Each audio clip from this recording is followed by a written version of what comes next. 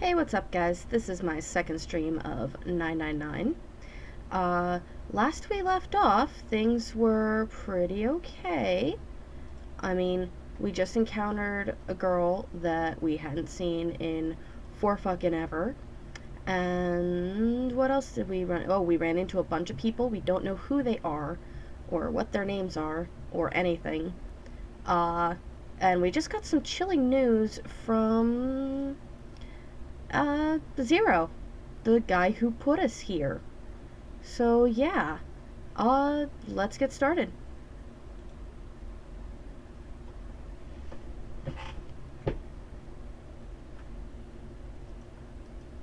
Alright, let's just skip all this. We saw it last time. Alright, continue. Yes. So we're on the B deck, just FYI. And I may have to run in about 5 minutes or so, just real quick, to go turn over my potatoes, because I'm making Father's Day dinner.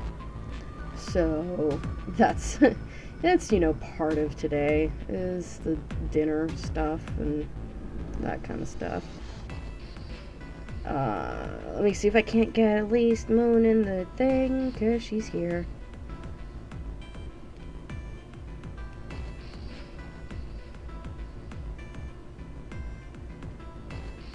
Boop.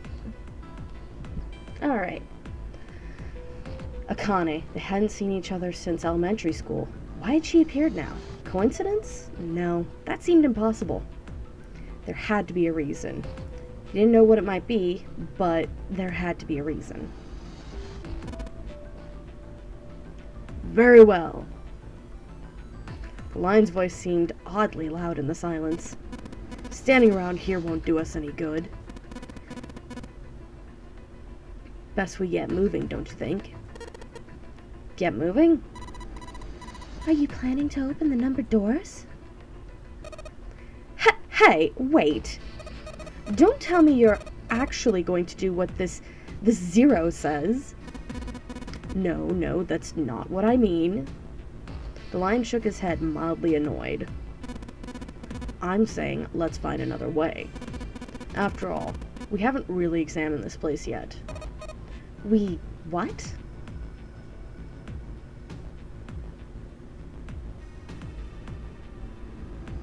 So then we waste a bunch of time looking around.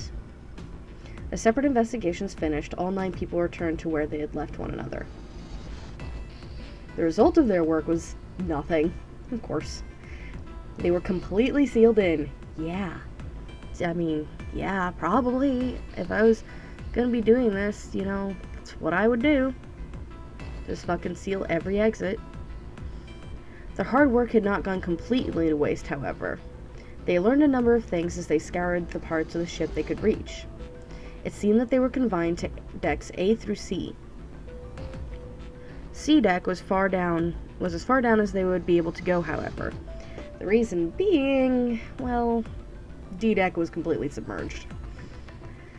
Strangely, however, the water had risen no higher than D deck. The flow seemed to have been stopped somehow, as evidenced by the surface of the water on D deck, which was as smooth as glass. Prince knelt down and gently drew his hand across it. Perhaps this Zero fellow has used some sort of remote control to seal a watertight door lower down. He said that our time limit was 9 hours. In other words, this water won't rise for 9 hours. Then you're saying we won't sink till then? Hold on real quick. I keep getting the notification that frames are dropping.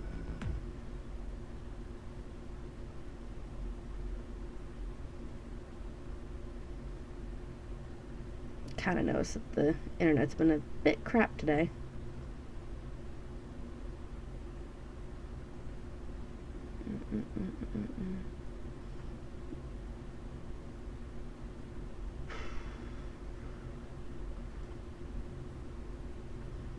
Well, no time for that. We're just going to go ahead and continue. Well, that may be a little too optimistic. No point to wishful thinking. There were 3 metal doors on C deck. A single door stood off to the side with 2 more on the wall facing a central staircase. None of them had numbers or verification devices. They were, however, locked like the other doors. No matter how much they pushed and shoved, the doors refused to move. The mountain and the lion threw themselves against them a few times, but to no avail. The door in the back had a keyhole. Just above it was a strange mark in the shape of a circle surrounding a dot. There were 2 other doors on C deck as well, but it was clear they were elevators as each had a button next to it with an upside-down triangle. They tried pushing the button. No response. Apparently, there was no power running to the elevators. To the left of the elevator doors was a card reader. The card reader also had a strange mark on it. Looks like Saturn to me.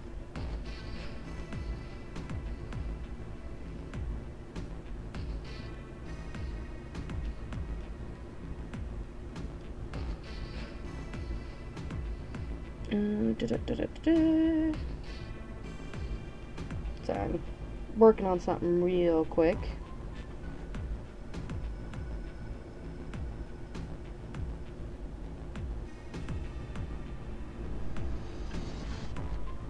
There we go. Now I can see if anyone enters. Yay!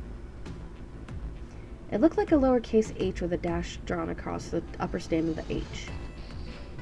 Junpei stared at it for a while. This is the symbol of Saturn.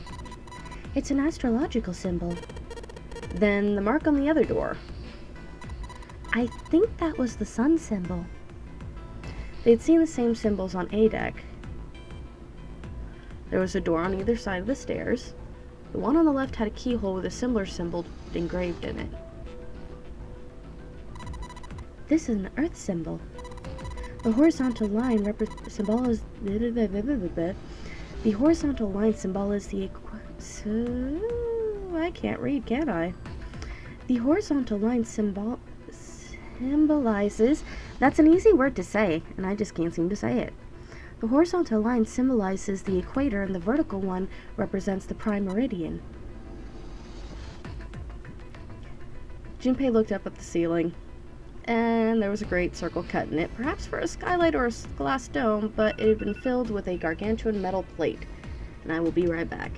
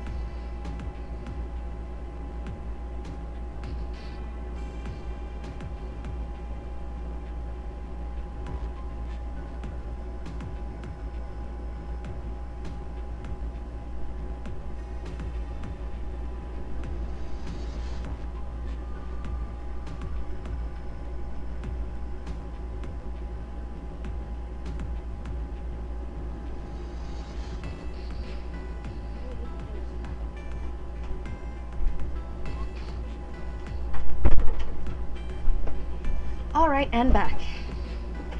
Let's get our headset back on. Okay. The metal looked very solid. Anything short of an explosive charge was unlikely to damage it. There are several windows along both sides of the ship, or at least there had been. They too were covered with metal plates.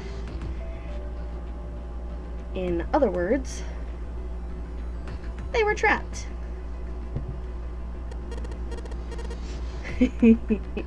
We're trapped. All exits go nowhere. Junpei was not happy. The girl with the pink hair spoke up. Well, I'm sure they go somewhere. We just can't open them. Then the mountain spoke.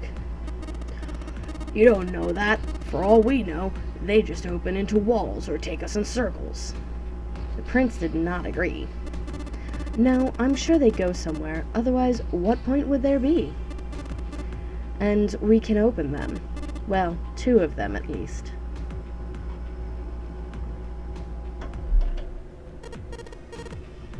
You mean the numbered doors? All eyes turned toward the doors with the numbers on them. The atmosphere of the room grew tense. Hey, wait a minute.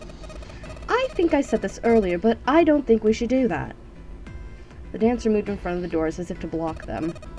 We'd have to be crazy to open these doors. If we do that, we're doing exactly what Zero wants us to do. Suddenly, everyone began to speak at once. Oh, good. I agree. I don't. That's a terrible idea. We should keep going. We should stay here. We don't have any other way to open any of these doors. We should just wait. Someone's bound to come and find us. We don't have time for that. In 8.5 hours, the ship is going to sink. The clamor of voices made it next to impossible to determine who was saying what. The arguments grew more and more intense until people were shouting and screaming at one another. Because that solves problems. Junpei had remained silent, but at last he could take no more. Hey! Shut up!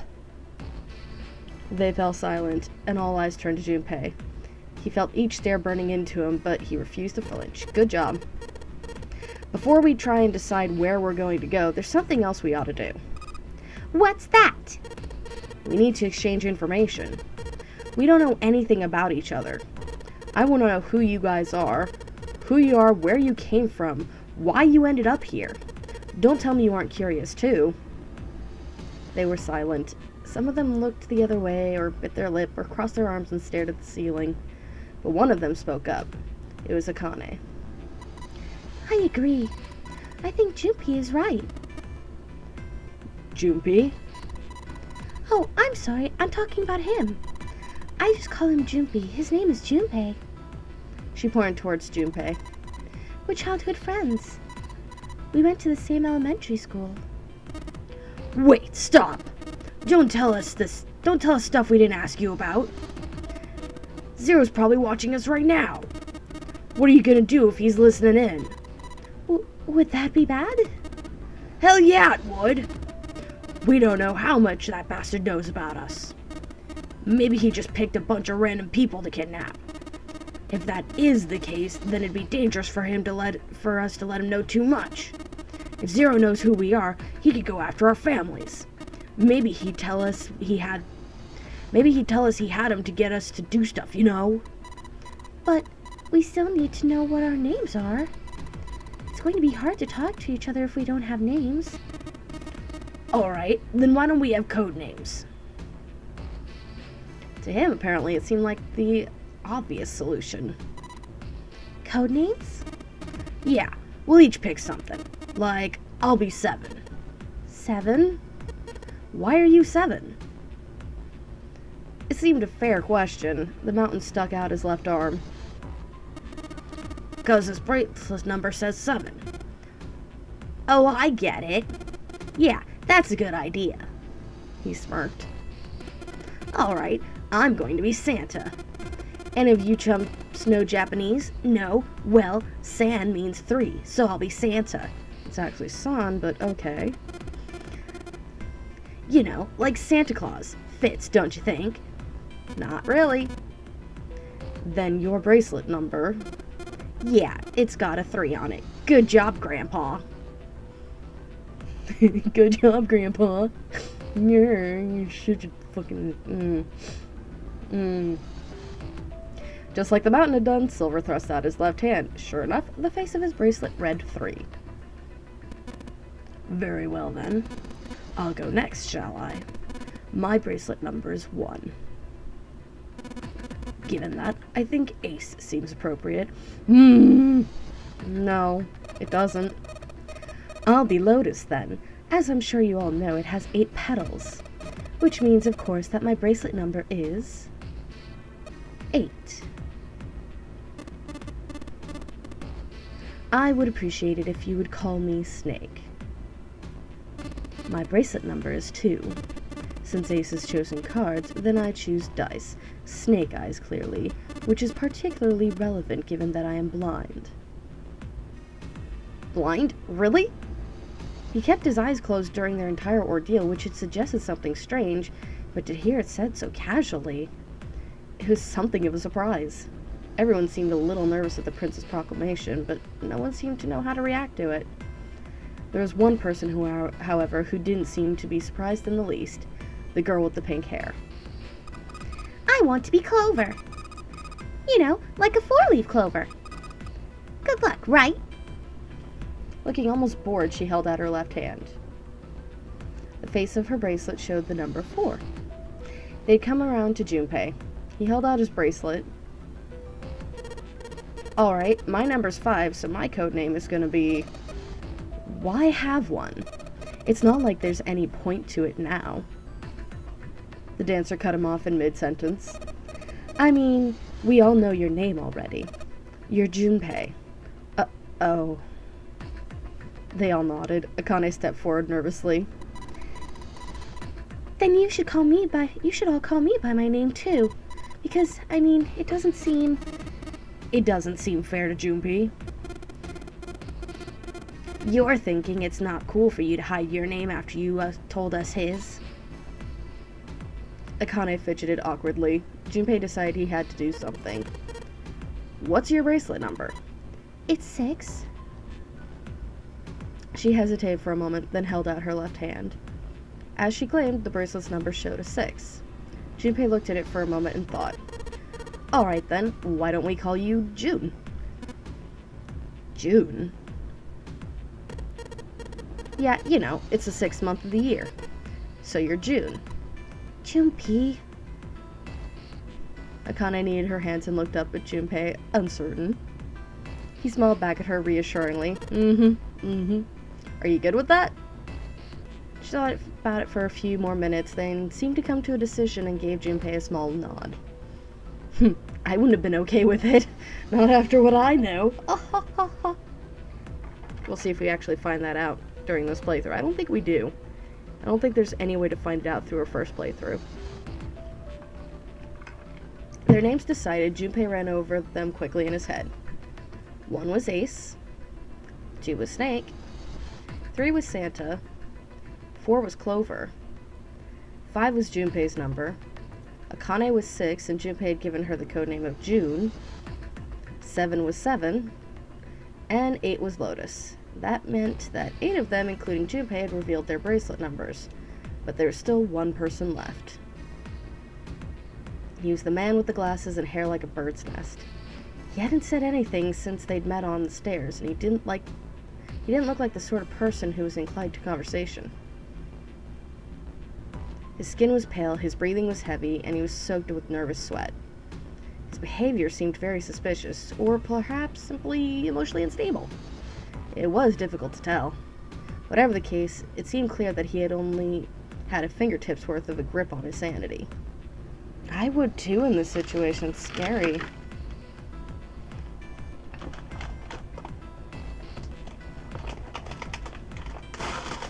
Sorry. Okay, there we go. The girl with the pink hair, Clover, walked up to him slowly. She put her hands on her hips and eyed him suspiciously. What number are you? He didn't answer. His bloodshot eyes twitched from person to person and his breath came in hot pants. Hot pants? How about no? He would not look good in hot pants. Hey, I'm talking to you. The man licked his dry lips with a shaking tongue and spoke with a voice like an old paper. Isn't it obvious? There are 9 people here. And you know who numbers 1 through 8 are. I'm the only one left. So you're 9? Yeah. He extended a trembling arm. Bracelet did indeed say 9. Well, let's not name him Nona, please. That would just be awkward. Clover looked at it contemptuously. What's your code name? Code name? What do you want us to call you? We all made up names. You should too. I don't need one. Why not?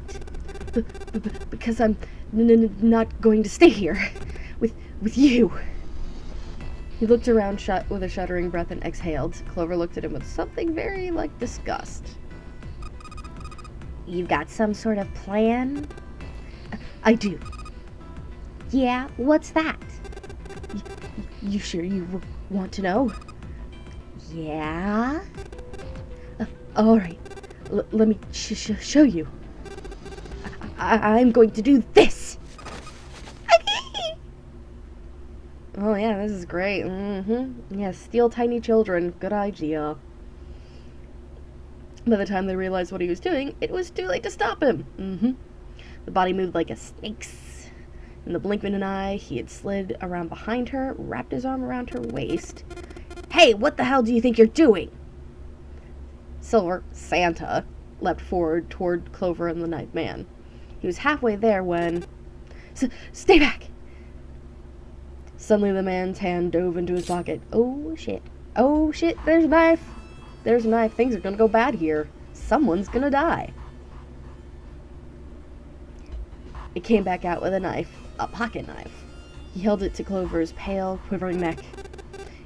If you get any closer, I'll cut her open. Santa skidded to a halt. He snarled at the scrawny man with a knife and gritted his teeth. Yes, that's right. The man's smile was neither friendly nor reassuring. Sweat poured down his neck, soaking the collar of his shirt. Clover, are you all right? The Prince Snake's voice sounded oddly concerned. Yeah, I'm fine. Her voice shook, making her words even less convincing. What the hell are you trying to do? I told you. This is my plan. What are you gonna do to her, you sick son of a bitch? Don't worry. I'm not going to do anything to her.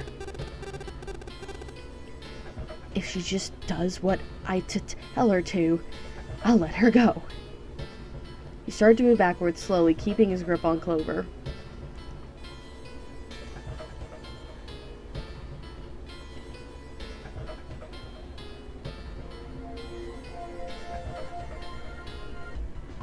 Keeping their distance, Junpei and the others followed. Eventually, the man reached the wall. He gave a start as his back touched it, then glanced around quickly and spoke. Verify. Huh? The left. Look on your left. Do you see the device on the wall? Place your hand on the scanner panel, the round part. What if I don't? The man's nostrils flared and he looked like he was about to choke.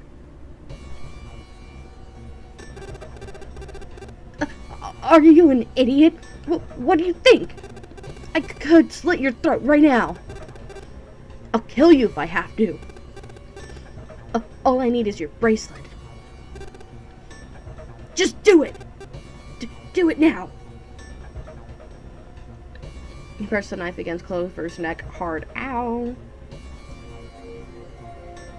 Slowly, she stretched out her left hand and toward the device. Blah, blah, blah, words. Her back was to it, and she had to feel around for a moment before she found the circular panel. It made a cold electronic noise, and on the display above her hand, an asterisk appeared. I'm gonna kick your asterisk.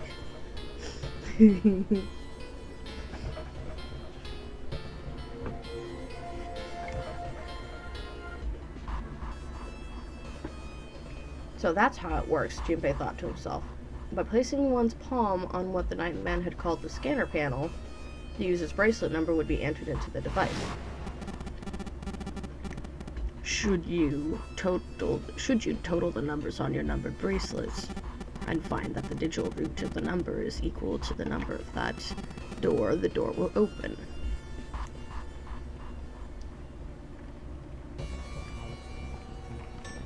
Junpei shifted his eyes to the door itself. The number on it was 5. The ninth man seemed to know a little more about the device's operation than he should. How had he known exactly what to do? Good, you're done. Then the next... His bloodshot eyes crept from person to person till finally they stopped on the line. Ace. You, right? You're the one with the number 1 bracelet, right? Yes, I am. So? Then you're next. Just verify your number like this little brat did. What are you doing? Do it! Don't you care what happens to her? Okay, just calm down. Ace held up his hands, palms out. The knife man jerked his chin toward the device. Slowly, cautiously, Ace moved toward the device. Beep. After what seemed like an agonizing eternity, he reached it. Now, verify. Ace nodded and placed his hand on the scanner panel. The device beeped again, and a second asterisk appeared. Now the device had Clover and Ace's numbers 4 and 1. 4 plus 1 equals 5. Same as the number written on the door, but it wouldn't open just yet. Only 3 through 5 people can pass through one of the numbered door. The door needed at least one more person. Who would that be? Get back! His voice shook, but the knife he held to Clover's throat made his words a command. Ace took 2, then 3 steps back. No, farther! More than that! Go all the way back! Slowly, Ace did what he was told. The ninth man's lips curled into a cruel, twisted smile. That was when Junpei understood his plan. Clover's 4 and Ace's 1 added to the ninth man's 9. 4 plus 1 plus 9 equals 14. 1 plus 4 equals 5. In other words...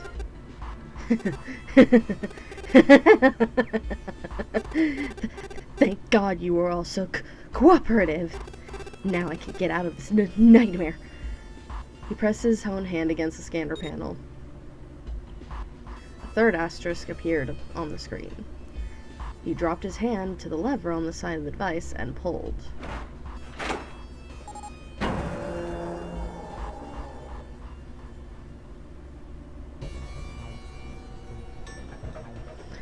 The door opened with a heavy metallic groan. He let go of Clover. Wait! Junpei leapt toward the knife man, but he wasn't fast enough. The man shoved Clover and hopped through the door. Okay, have a good one, guys. I'm going off ahead now. Well then, goodbye. He raised his hand and waved, a twisted smirk on his face. Then he was gone. Bye, bitch. The door ground shut with a dull clang of metal on metal. Clover! Are you all right? Snake ran to Clover's side as she lay on the floor. Yeah, I'm fine. She climbed unsteadily to her feet and once there, leaned heavily on Snake's shoulder for support. Junpei ran to the door. The others followed him. Several pairs of hands grabbed a hold of the handles and pulled. They grunted and strained, but no dice. Shit! It won't budge. That's when Lotus the dancer spoke. Her voice was quiet. Do you hear something? Like what? Like some sort of beeping. Junpei pressed his ear against the cold metal of the door. The others did the same.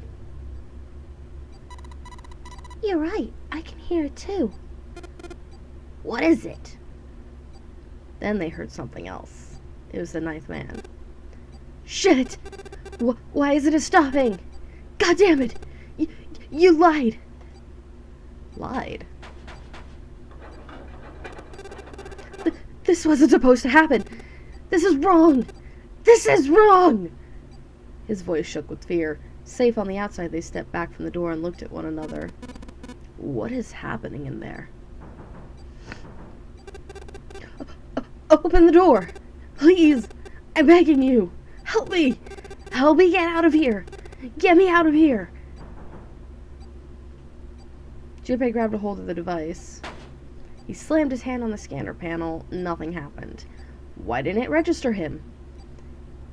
He looked at the display there where the asterisk has shown up. It said engaged. Ooh, shit. Oh my god, there's no time left. Listen, I was lied to. He lied to me. He put me in here. It was him. He killed me. It was him.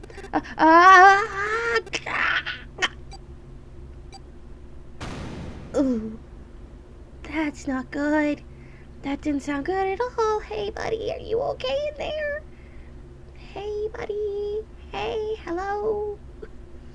The explosion rocked the room. Instinctively, they ducked, then stood up slowly when they realized there was no danger. No one spoke. Silence filled the room. In that silence, the electronic tone that echoed across the room sounded as loud as a gunshot. All eyes turned toward it. It had come from the device mounted next to the door. Display changed from engaged to vacant. Let's see if we can open it. 7, the mountain swallowed hard. Junpei nodded and placed his hand on the scanner panel. A red asterisk appeared on the LCD panel. Ooh. The device had registered Junpei's bracelet number 5. His was not enough, however. At least 2 more people were needed. Junpei asked, which pair?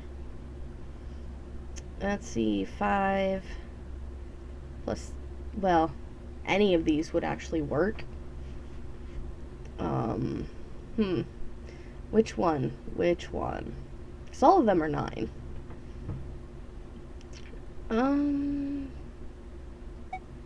Let's go with Santa and June. Santa and, June, do you think you could give me a hand here? The pun was a little too on the nose, but the mood was still grim. Both Santa and June lifted their left hands silently. He verified, and she followed suit. 5 plus 3 plus 6 equals 14. 1 plus 4 equals 5. They'd fulfilled the conditions if they were to pull on the lever on the side. Are you guys ready? I'm gonna open it. Junpei grabbed the lever and looked back over his shoulder. They stiffened and nodded. Junpei nodded back and set his mouth in a grim line. Then he slowly lowered the lever.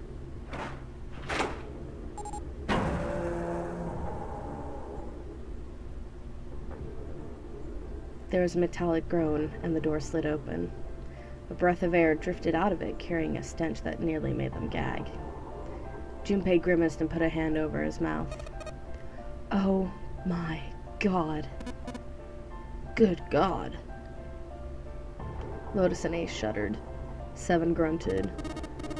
Whoa, that's pretty bad. Even Santa's voice shook.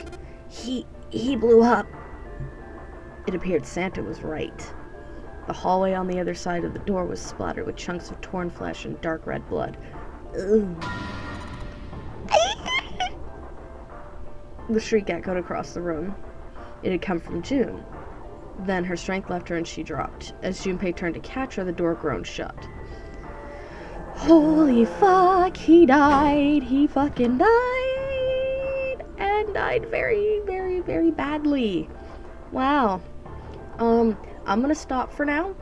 But thanks for joining me, guys. And I should be back tomorrow with some... Apparently I'm getting pulled into playing War Thunder. So we'll play War Thunder tomorrow, and we'll pick up on 999 on Wednesday. I might be back a little later today. Who knows? We'll see. But for now, we're going to stop here. So, thanks for joining me.